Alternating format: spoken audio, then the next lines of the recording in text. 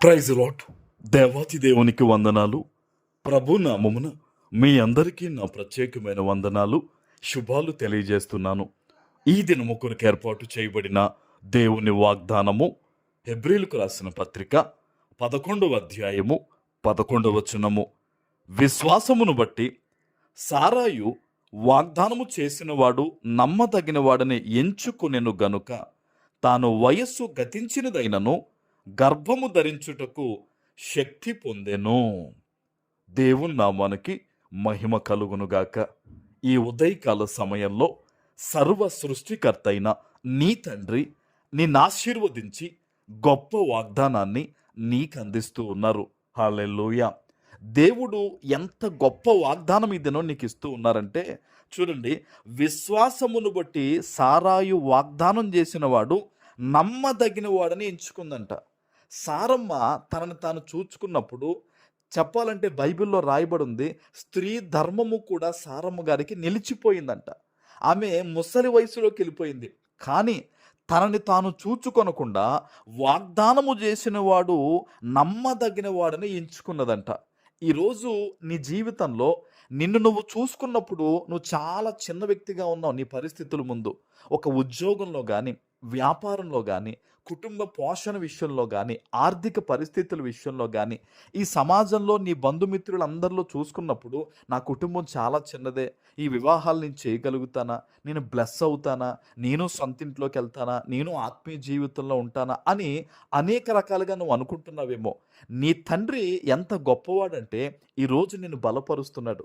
సారమ్మను తీసుకొచ్చి ఈరోజు నీ ముందు పెట్టి, ఇదిగో సారమ్మ విశ్వాసాన్ని నువ్వు కొనసాగించాలని చెప్తున్నాడు. సారమ్మ తనను తాను చూచుకుంది, కానీ బలహీన పడకుండా ఏమైందంట, దేవుని మీద విశ్వాసం ఉంచిందంట. దేవుని బిడ్డ, ఈరోజు నువ్వు ఎక్కడ నుంచి ఎటువంటి పరిస్థితుల మధ్య దేవుని వాగ్దానాన్ని వింటున్నావో నిన్ను నువ్వు చూసుకుని బలహీనపడొద్దు. నిన్ను సృష్టించిన దేవుని వైపు చూడు. ఆమేన్. దేవుడు నమ్మదగిన వాడు. నా జీవితాన్ని ఆయన మారుస్తాడు. నా జీవితంలో ఘనమైన కార్యాలు నా దేవుడు చేస్తాడని నువ్వు సారమ్మ వలె దేవుణ్ణి నమ్మినట్టయితే గనక, ఇదిగో సేవకునిగా చెప్తున్నాను, ఈ రోజు నుంచి నీ జీవితంలో ఘనమైన కార్యాలు దేవుడు చేయబోతున్నారు. ఆమేన్. సారమ్మ ఏం చేశారట, వాగ్దానము చేసిన వాడు నమ్మదగిన వాడిని ఎంచుకొనెను గనుక వయస్సు గతించినదైనను గర్భము ధరించడానికి ఏమైందంట, శక్తి పొందుకుందంట. హల్లెలూయా, హల్లెలూయా. ఈరోజు నువ్వు పెద్ద వయసు అయిపోయినా, ఈరోజు నీ జీవితంలో నువ్వు చాలా చిన్న స్థితిలో పడిపోయి ఉన్నా, నువ్వు దేవుని శక్తిని పొందుకోబోతున్నావు. ఆమేన్. ఆ శక్తి వలన నువ్వు ఆర్థిక పరిస్థితుల్లో ఎదగబోతున్నావు. ఆ శక్తి వలన నువ్వు అనారోగ్యాలు దాటబోతున్నావు. ఆ శక్తి వలన నిరుద్యోగాన్ని దాటబోతున్నావు. ఆ శక్తి వలన నీ కుటుంబం దీవించబడబోతుంది ఈరోజు. ఆమేన్. హల్లెలూయా. దేని వలన అంటే ఇది మన శక్తి వల్ల, మన బలం వల్ల, మన జ్ఞానం వల్ల కాదు, కానీ దేవుడిచ్చే శక్తి వలన. ఆమేన్. ఈరోజు ఆ శక్తి, ఆ యొక్క ఆత్మ బలము నీ మీదకి రాబోతూ ఉంది. ఆమేన్. ఎక్కడున్నావో ఈరోజు ఈ వాగ్దానం ఎత్తిపెట్టి ప్రార్థన చేయి. అయ్యా, నేను బలహీనురాల్ని, నన్ను బలపరచు నాయన, నీ శక్తి నాకు ఇవ్వు నాయన. ఆనాడు సారమ్మ గారు బలము లేకపోయినను అయ్యా శక్తిని ధరింపజేసావు కదా, ఇదిగో ఈరోజు నన్ను కూడా నీ బలముతో, నీ ఆత్మతో, నీ శక్తితో నింపు.